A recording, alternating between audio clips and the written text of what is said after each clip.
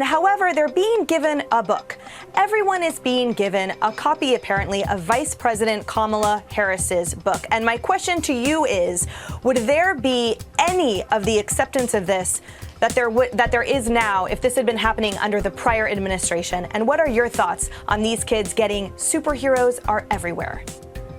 Yeah, one of the lines in that book that these children are receiving is, in times of trouble, superheroes always show up. Well, the superhero, Kamala Harris, has not shown up for the 14 to 17-year-old girls in a migrant facility in Houston that had to be shut down because they were having to use the bathroom in bags and they were not allowed to stand up from their beds. The superhero didn't show up for them. The superhero didn't show up for the 4 and 5-year-old who was tossed by a smuggler over a 14-foot wall. Superhero didn't show up. Superhero didn't show up for the kids who are victims of violence, 60% who are victims of violence as they make that dangerous journey. Superheroes not showing up because of COVID, she says. What a lame excuse. I've been on the vice president's plane. It's perfectly safe for her to go down there.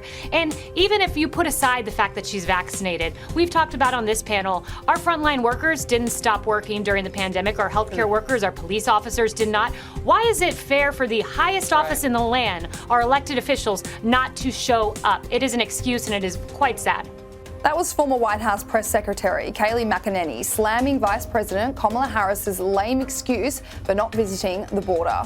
Republicans are not happy with Harris for not taking a trip to the US-Mexico border or even holding a press conference on the crisis after President Biden dubbed her the person in charge of the US response to a record surge in migrants. The White House emphasised Harris's role is to just address the root causes of migration and that she will instead travel to the Latin American countries to meet with leaders. CNN aired a pretty bizarre interview with the VP, which was ridiculed for its extreme social distancing, despite both hosts Dana Bash and Harris having received the coronavirus vaccine. Harris finally publicly addressed the border crisis in the interview and admitted that the situation would not be solved overnight and even shifted blame to the Trump administration. We're making progress, but it's not going to evidence itself overnight.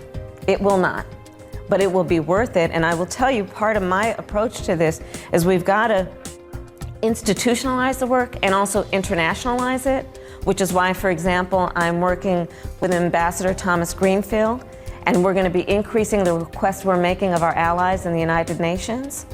Because again, this is about the Western Hemisphere. We are a neighbor in the Western Hemisphere. And it is also about understanding that we have the capacity to actually get in there if we are consistent. Part of the problem is that under the previous administration, they pulled out, essentially, a lot of what had been the continuum of work. And it essentially came to a standstill. You're rebuilding it. We have to rebuild it.